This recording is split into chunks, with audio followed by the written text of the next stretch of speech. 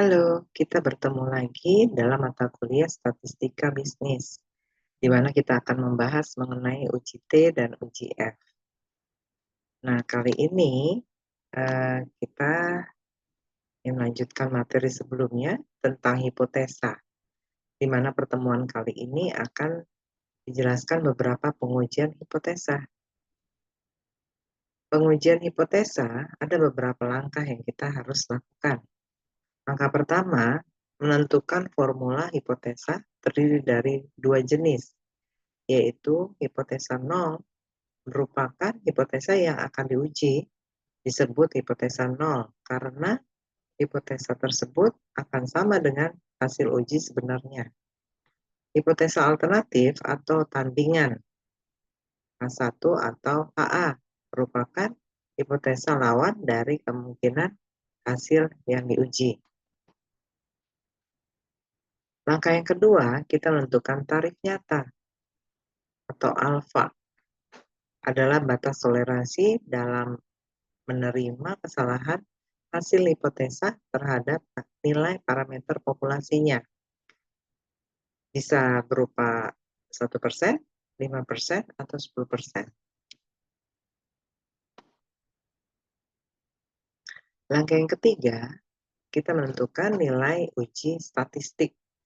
Merupakan rumus-rumus statistik sebagai perhitungan untuk mencari, tahu, dan menganalisis variabel yang asalnya dari data mentah. Contoh uji beda atau uji T, uji regresi, uji korelasi, dan lain-lain. Langkah keempat, menentukan kriteria pengujian. Dari hasil pengujian dengan rumus-rumus statistik, kemudian ditentukan bagaimana hasil tersebut terhadap hipotesa, apakah H0 hipotesa diterima atau HA hipotesa ditolak. Untuk tahap kelima, membuat kesimpulan dari rumus-rumus statistik dan dari hasil hipotesa, kemudian ditarik kesimpulannya. Bagaimana hasil analisis atau pengujian?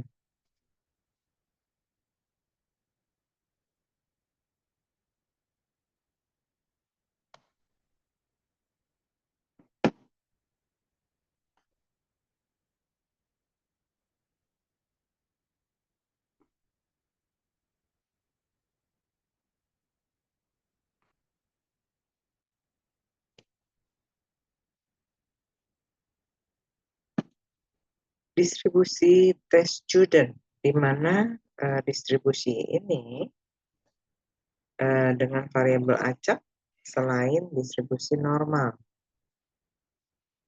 Tabel T biasanya digunakan ketika varian populasi sigma kuadrat tidak diketahui dan ukuran sampel kurang dari 30. Biasanya untuk jumlah populasi yang besar atau lebih nominalnya lebih besar dari 30, distribusi T-nya mendekati distribusi normal. Rumus dari distribusi T sama dengan Z dibagi akar X kuadrat dibagi V. Student test distribution. Di sini bisa kita lihat apabila nominal atau N-nya lebih besar, itu mendekati normal.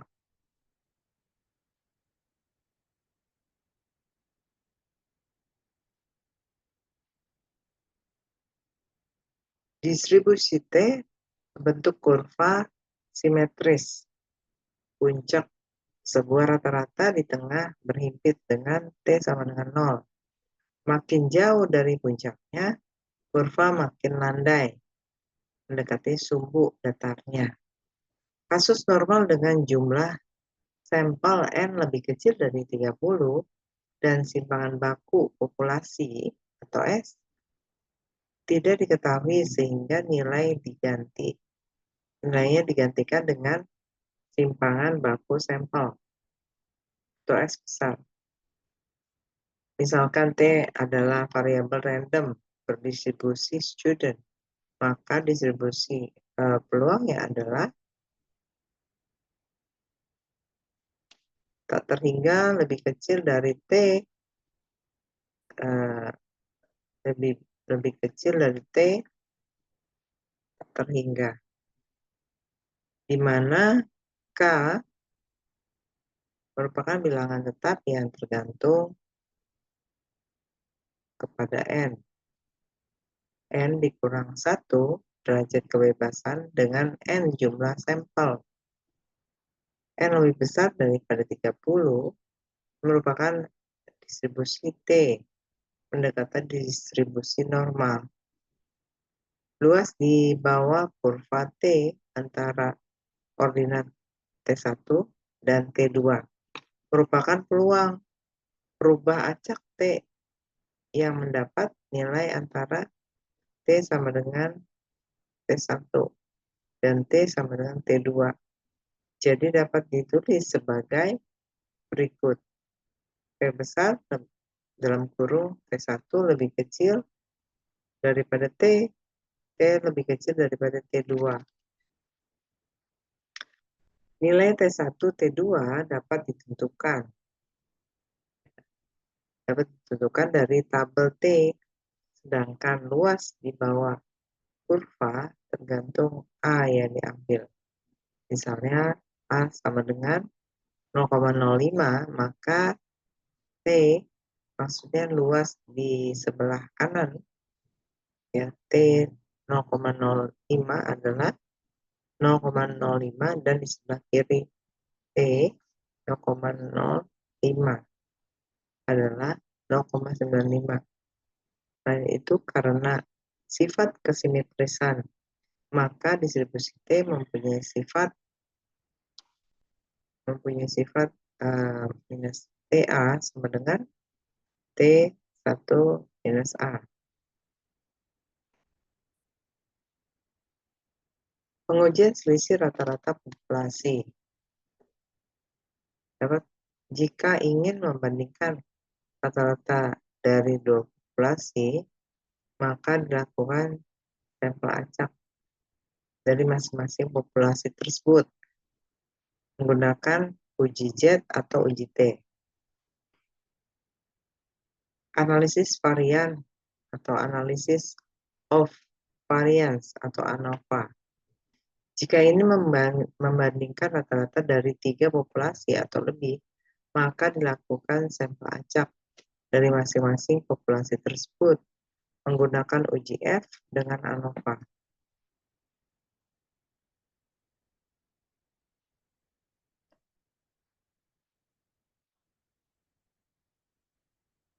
Kenapa menggunakan ANOVA?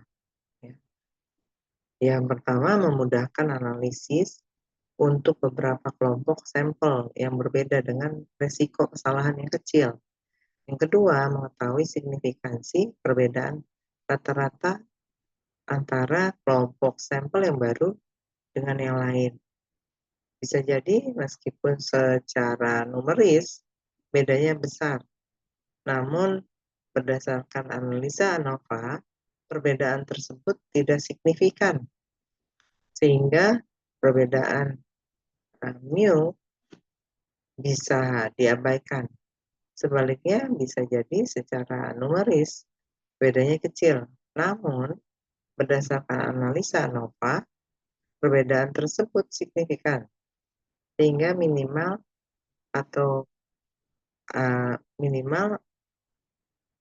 ada satu mu yang berbeda, dan perbedaan mu antara kelompok sampel tidak boleh diabaikan. Yang ketiga, analisis varian relatif. Mudah dimodifikasi dan dapat dikembangkan untuk berbagai bentuk percobaan yang lebih rumit. Selain itu, analisis ini juga masih memiliki keterkaitan dengan analisis regresi. Akibatnya, penggunaannya sangat luas di berbagai bidang, misalnya dari eksperimen laboratorium hingga eksperimen periklanan, psikologi, dan kemasyarakatan. Demikianlah penjelasan saya mengenai hipotesa ya, uji hipotesa untuk uji T dan uji F. Semoga bermanfaat. Terima kasih.